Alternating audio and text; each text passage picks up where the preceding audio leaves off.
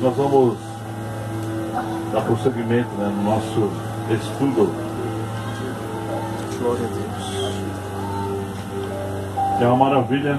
Nós prosseguimos conhecendo, né? Estamos na página 4. Quem tem a apostila, estamos na página 4. Já no finalzinho, né? Nós falamos na semana passada do cavalo, segundo selo, cavalo vermelho, né? Agora vamos falar do cavalo preto, correto? Tá certo? Terceiro selo, cavalo preto. Não esquecendo, irmãos, que tudo isso vai acontecer, tá? Porque a Bíblia diz, abra sua Bíblia em Apocalipse capítulo 6, de Apocalipse, versículos 5 a 6, 5 e 6, Apocalipse capítulo 6, versículo 5 e versículo 6. Mantenha sempre em Apocalipse aberto. Nós não vamos para outro livro. Quem encontrar primeiro pode ler, por favor. Então vi no meio do trono os quatro selos viventes, e entre os anciões, em pé, um cordeiro, como havendo sido morto, e tinha 7 chifres e 7 olhos, que são os 7 Espíritos de Deus, enviados por toda a terra, e veio e tomou o livro da mão direita do que estava assentado no trono. Glória a Deus. Você pode repetir novamente? Então veio no meio do trono e dos 4 seres viventes, e entre os anciões, em pé, um cordeiro, como havendo sido morto, e tinha 7 chifres e 7 olhos, que são os 7 Espíritos de Deus, enviados por toda a terra, e veio o temor e tomou o livro da mão direita do que estava assentado no trono. Amém.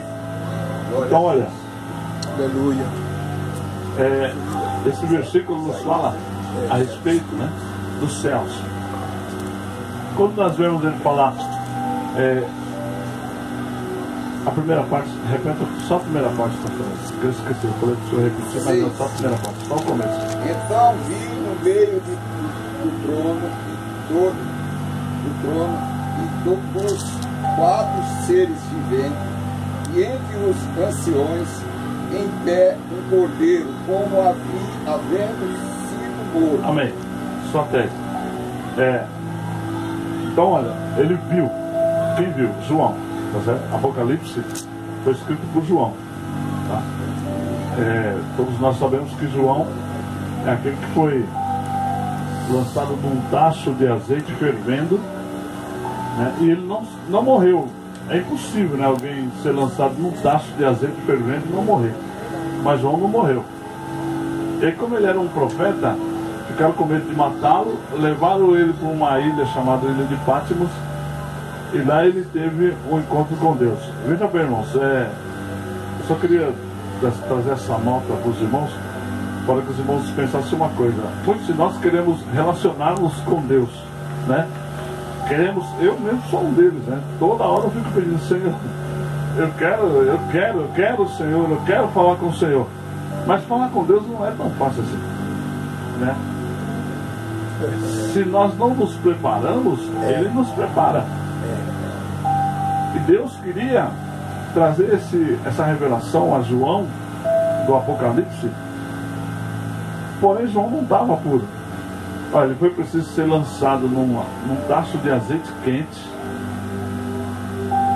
Depois de ser queimado no azeite, ele foi levado para uma ilha e abandonado. Agora, não se sabe, né? Mas se ele foi lançado num tacho de azeite quente, deve ter queimado. No mínimo, né? Deve ter tido feridas que demoraram para cicatrizar. E o azeite, quem nunca foi queimado com azeite ou com açúcar, a dor, irmãos, ela é profunda. Ela vai queimando, ela vai penetrando o corpo da gente, sabe? Então, imagina a dor que João sentiu. E depois, depois das queimaduras, ficaram as marcas, né? Quem sabe que foi nesse período que o seu corpo estava todo dolorido, quem sabe foi nessa hora que Deus revelou para ele. Até porque Deus até disse para ele, olha, o que você vê, escreve. Quem sabe com a tormenta da dor, ele não iria lembrar. Isso é um pensamento meu, mas está escrito na Bíblia. Quem sabe com a tormenta da dor na mente dele, no corpo dele, ele não ia lembrar. Então Deus disse, olha, o que você vê, você escreve. E aí foi fácil para ele escrever. Tudo que ele via foi muito fácil, porque a dor não deixava ele pensar direito o que estava acontecendo. Então ele ia vendo e escrevendo, ia vendo e escrevendo. Quem sabe ele notou só depois que melhorou a dor, depois que ele viu tudo pronto, sabe? Algumas partes a Bíblia declara que ele caiu de joelhos, né? Porque a coisa que ele estava vendo, o acontecimento que estava diante dele, a visão que Deus mostrava para ele, era tremenda. E até porque, irmãos, a Bíblia diz que ele foi arrebatado, né? Foi arrebatado, sabe, para ver as coisas do céu. Então houve um tratamento na vida de João para que ele pudesse ter um relacionamento com Deus. Assim é conosco. Nós às vezes queremos ter um relacionamento com Deus, mas não conseguimos ter um relacionamento porque nós estamos purificados. Então existe a necessidade de Deus nos purificar. Desde ontem nós estou ouvindo a mesma palavra. O pastor Neto comentou alguma coisa assim, né? Foi o pastor Neto. Que Deus só dá o dinheiro, só dá a quantidade que você vai usar. Ontem eu vi isso da boca de um rapaz católico, né?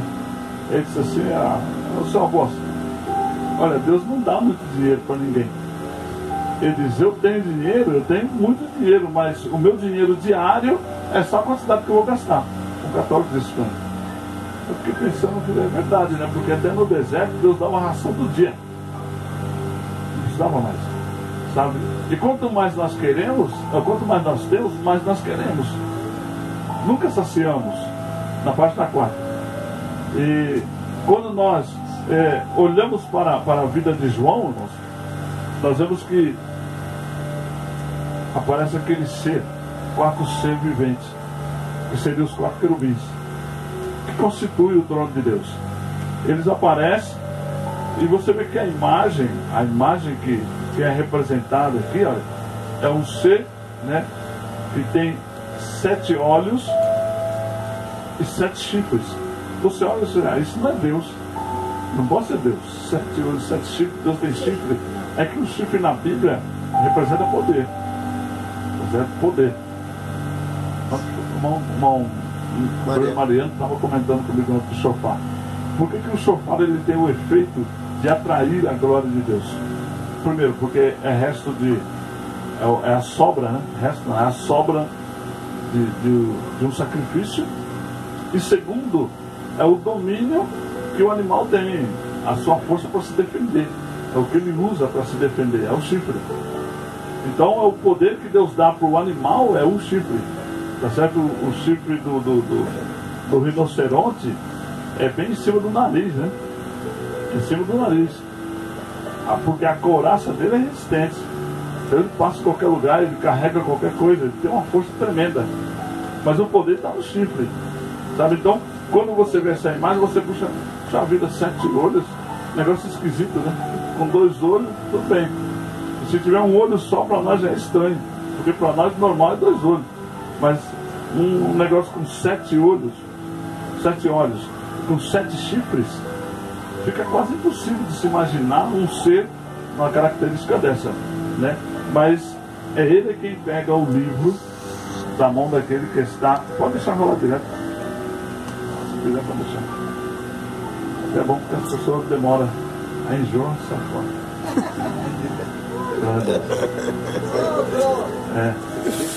Então, pode deixar aí. Então, às vezes quando você olha, você diz, um negócio esquisito, né? Aí vem lá, o cavalo preto, ele significa a dificuldade e a fome. Você vê que quando o negócio está ruim, a pessoa diz, irmão, o negócio está preto. Nunca diz está negro, né? Porque estar negro é a ausência de luz. Estar preto ainda tem luz. Ó, eu sou preto, ainda tem um pouco de branco em mim, né? O final do pastor Sebastião era bem mais preto, mas ainda tinha um pouco de claridade nele. Sim, mas você vê que tem gente que é muito mais preto ainda, mas ainda tem branco nele ainda. Com toda a pretidão, com toda a pretura, né? Ainda tem branco. Mas quando diz assim, a coisa está negra, ninguém diz isso. A pessoa diz, a coisa está preta, não negra, só preta. Porque ainda tem uma esperança. Quando a coisa está preta, é final, mas ainda tem uma esperança. Tá certo? Então, esse cavalo preto, ele significa dificuldade. Não é uma dificuldade, irmãos, que não possa ter uma solução. É uma dificuldade que ainda tem solução. Dificuldade e fome. A fome o que é? A ausência de nutrientes ou de alimentos. Mas essa fome, se é por ausência de nutrientes ou de alimentos, como disse o presbítero Cláudio, né? Se você pode ser cortada a água de manhã e à tarde a mesma mão ir lá e ligar. Você ficou com falta d'água, não ficou sem água. Ficar sem água é não ter água por muito tempo. Você teve uma falta d'água. Então, olha, a dificuldade significa dificuldade e fome. Dificuldade em geral e fome. Esse cavalo preto também, alguém que vinha montado sobre ele trazia uma balança. A balança significa controle. Tá certo? Controle das coisas. Todas as coisas elas são controladas agora. Lembra que a Bíblia diz que o anticristo ele virá, você só vai comprar se tiver a marca. Então terá um autocontrole. Tá certo? Hoje nós não temos esse controle. Você compra, come e joga o resto fora, né? A não ser naquele self-service, né? Se você desperdiçar, você paga. Aí, paga uma taxa de desperdício, né? Aí, normalmente a pessoa come tudo e aí só desperdiça na última e deixa lá um pouquinho e vai embora. Mesmo assim corre risco de pagar. Lá no céu, irmãos, as coisas de Deus, elas não funcionam assim. Deus ele tem controle em todas as coisas. Ainda hoje, nos tempos de hoje, Deus ainda tem controle em todas as coisas. Tudo que Ele nos dá é controlado. Tudo que Ele coloca em nossas mãos é controlado. Agora imagina quando vier esse período do anticristo reinar. Apocalipse capítulo 13, versículo 16 e 17. Apocalipse capítulo 13, versículo 16 e 17. E faz que a todos, pequenos e grandes, ricos e pobres, livres e servos, lhes seja posto um sinal na sua mão direita ou nas suas testas. 17. Para que ninguém possa comprar ou vender, senão aquele que tiver o sinal ou o nome da besta ou o número do seu nome. Esse controle, às vezes, a pessoa diz assim, mas o controle é da besta. Não, mas é Deus quem libera. Tá certo? A Bíblia diz que até o dia do mal, Deus fez para a sua glória. As dificuldades que Deus coloca na nossa vida é para exercício nosso, porque é para a glória de Deus. Então quando você olha esse autocontrole da besta, é porque Deus libera. Tá? Chegou o período, arrebatou a igreja, arrebata-se a igreja, a noiva de Cristo, é arrebatada, é tirada da terra. E os demais que ficam, ali também ainda tem uma parte da noiva, porque tem a segunda etapa, né, da salvação. Que se vai pagar com o próprio sangue. Por isso está mencionando aqui essa passagem. Que só vai comprar ou negociar aquele que tiver na sua mão direita, ou na sua testa, a marca da besta. Isso não nesse período nosso, irmãos. após o arrebatamento da igreja. Há muitos que falam que é agora. Não é agora.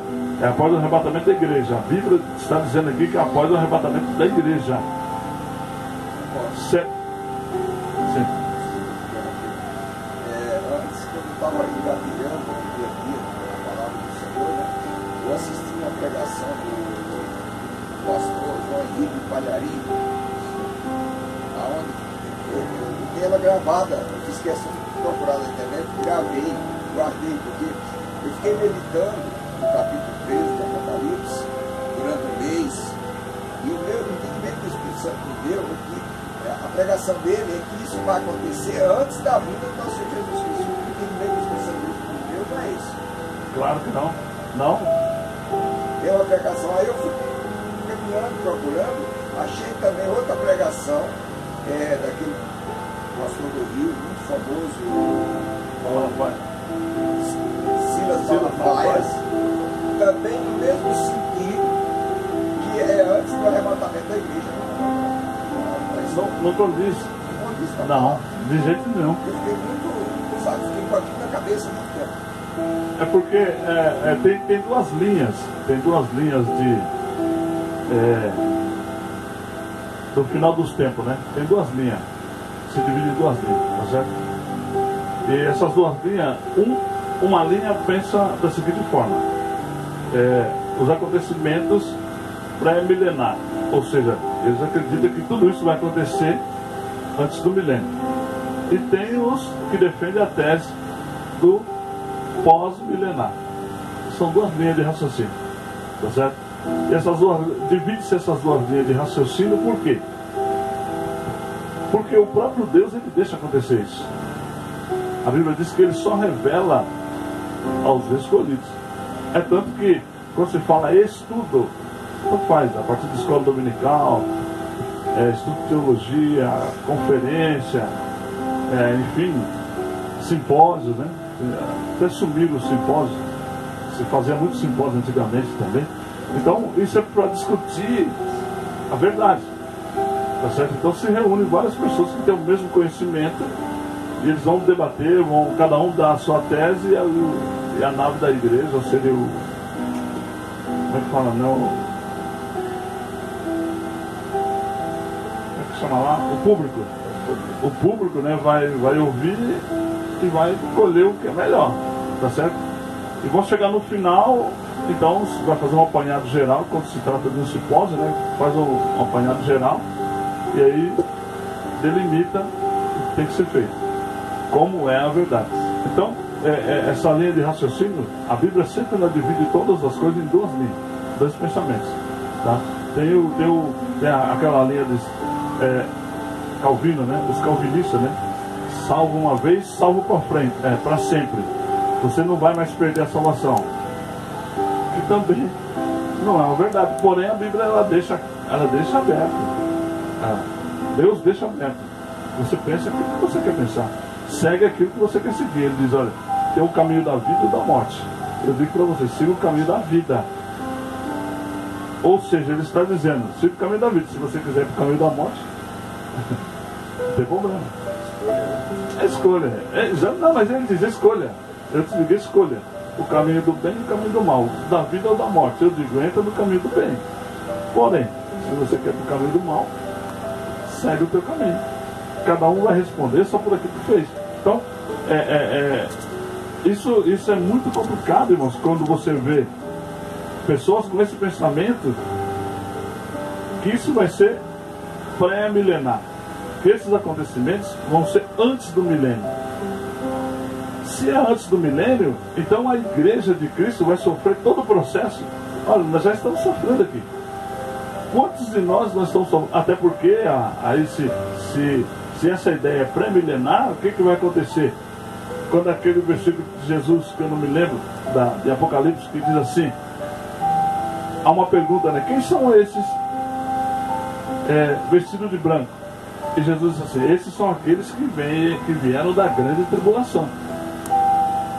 Mas se tem o que vem da grande tribulação, quem é que está perguntando quem está vindo, quem são aqueles de branco? A igreja já vai estar lá. Então ela pergunta, quem são esses de branco? Porque nós já estamos aqui, agora está vindo um outro grupo. Ele diz, esses aqui são os que vieram da grande tribulação. Aí fica bem prenotado de que vai virar 2 tempos de tribulação. São os que vêm da grande tribulação. Então já passou o que vieram da tribulação. A tribulação somos nós. Os dias de hoje para nós é uma tribulação. Isso é uma tribulação na nossa vida. Muitos de nós não conseguimos deitar e dormir, né? O pastor Neto vem de tão longe orar, está atribulado. Eu já fiquei atribulado com contas, irmão, com muitas contas, sabe? Você perde o sono, você perde o sono, você perde o chão, você não tem norte. Mas de repente, no estralo, tudo passa e você volta ao normal, começa a fazer tudo novamente. Passa um tempo e ela vem de novo. Eu só costumo dizer, fechando aqui, eu costumo dizer o seguinte, que Deus, as coisas de Deus é como onda, né? Porque ela vem, aquela onda e passa. Mas não esquece que vem outra onda. Ela forma a próxima e vem de novo. Por isso que o apóstolo Paulo, ele é feliz na colocação, ele diz assim, que nós vamos crescendo de glória em glória, ou seja, de tempo em tempo, né? De onda em onda, de poder em poder, é de glória em glória. Como é a glória, irmãos? É quando você recebe a vitória. Então você tem a glória, nós esquecendo que está vindo outra onda. Então, ontem eu vi um pastor ministrando, estava num culto antes, e eu ouvi ele ministrando, e uma coisa interessante, ele disse, muitas vezes nós começamos fazendo altar, e aí quando você chega a um certo nível, você começa a fazer festa. Se você começa com altar, termina com altar, né? Abraão fez altar para tudo, fez altar para Ismael, fez altar para todo mundo, mas chegou no Isaac, ele fez festa. Deus fez ele fazer o quê? Voltar e levantar um altar e pôr Isaac no altar. Porque Abraão tinha começado com o altar. Tudo dele ele fez altar.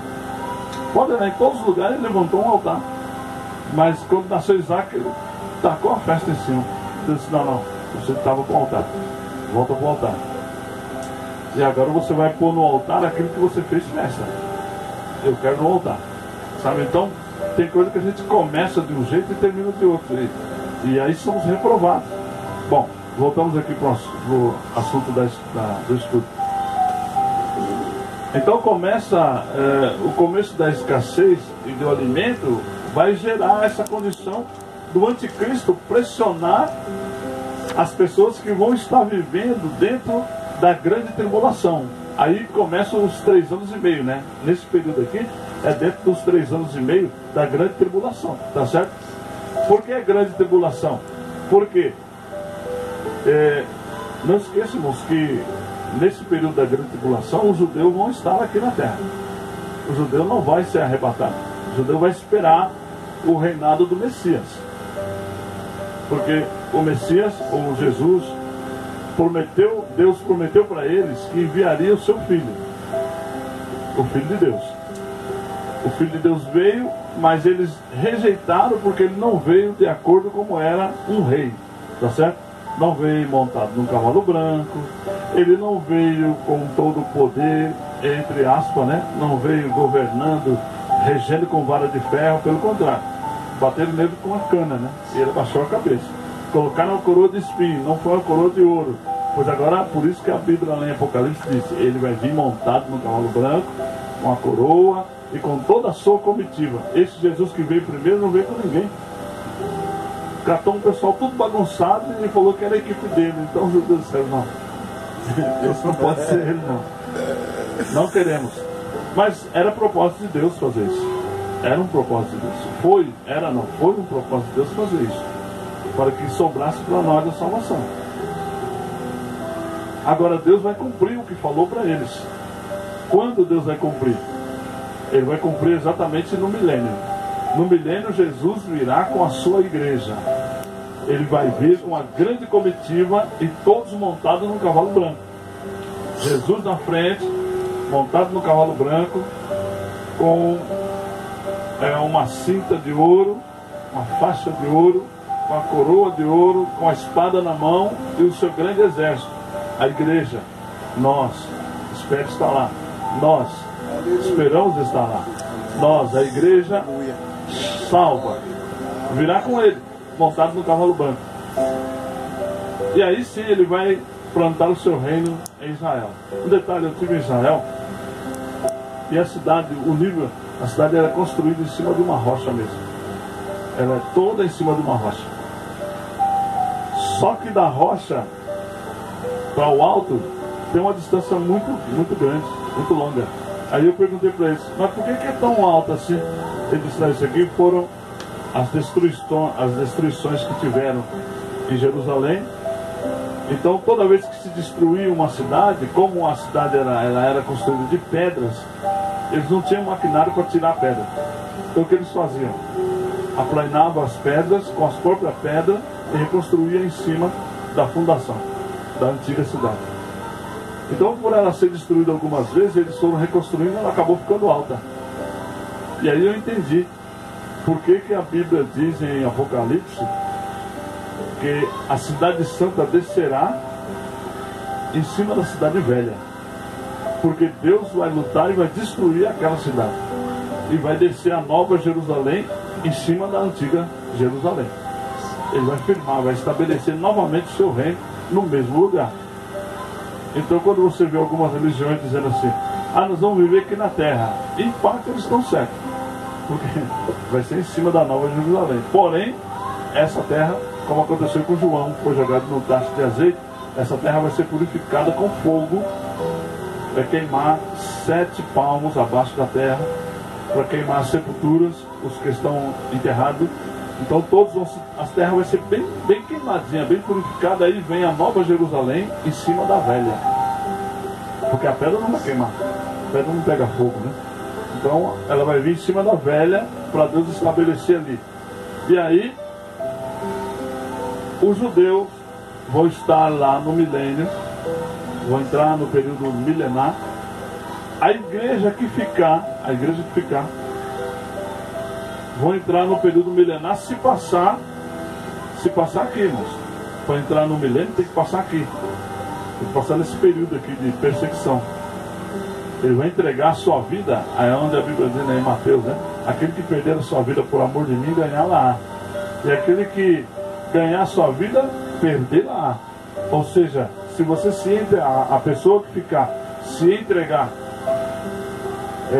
não negar a Cristo e morrer por Cristo, entrará na nova Jerusalém. Aquele que negar a Cristo, ele já ficou, né? Mas aí vai vir a perseguição para confirmar a negação. Se ele negar, já era, perdeu de vez, acabou. Quando vem o milênio, o que morreu, o que estiver vivo, entra para o milênio. E a Bíblia diz que no milênio, a criança mais jovem terá 100 anos. O jovem terá 100 anos. E o mais velho, lógico, terá 1000, né? Quem nascer no primeiro dia do milênio vai ter 1000, porque a morte não vai existir no milênio. O pecado, né? Desculpa, o pecado vai ser tirado, vai ser preso, então não vai ter morte, porque o que gera a morte é o pecado, né? Então o pecado vai ser preso, e aí a morte não existe. Então, no milênio, será um governo de paz, o governo do Messias. A igreja terá o privilégio, né, de estar aqui no Brasil. Eu quero ir para o Japão. Vai para o Japão, não vai precisar de avião, ônibus, nada, né? Você vai voando, porque você vai ser anjo, tá certo? Você vai ter o privilégio de chegar aqui, o altar não vai te parar, porque você vai chegar aqui e vai passar, né? Você vai ter um corpo glorificado. Esse será o período de glória da igreja. Passou isso, irmão, seremos anjos. Então, no milênio, se nós estivermos lá, aproveite. Porque vai ser só 1000 anos. 1000 anos passa rápido. Na bênção passa rápido. Na tribulação, irmãos, demora. Mas na bênção 1000 anos vai passar muito rápido. Então, goza com alegria, porque vai ser tremendo lá no milênio. Bom, vamos lá. O quinto cavalo. Não, o quarto cavalo. O cavalo amarelo. Apocalipse capítulo 6, versículo 7 a 8. Apocalipse capítulo 6, versículo 7 a 8. Quando o cordeiro abriu o quarto selo, ouve a voz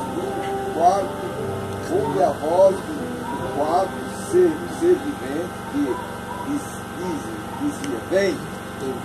São 7, 8. 7 e 8. Olhei e vi um cavalo amarelo.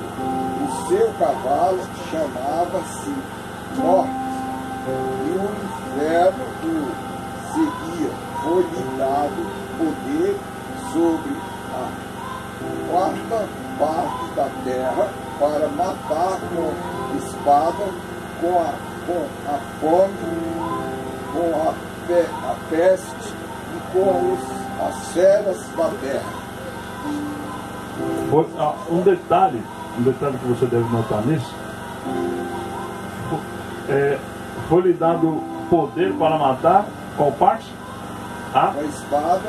A quarta parte. A quarta parte. Tá certo? Só a quarta parte.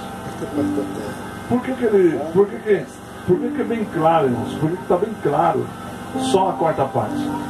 Ele não disse a primeira, segunda, terceira, ele disse a quarta parte. Você lembra que do céu caiu a terça parte. Tá certo? Vê como tem sentido.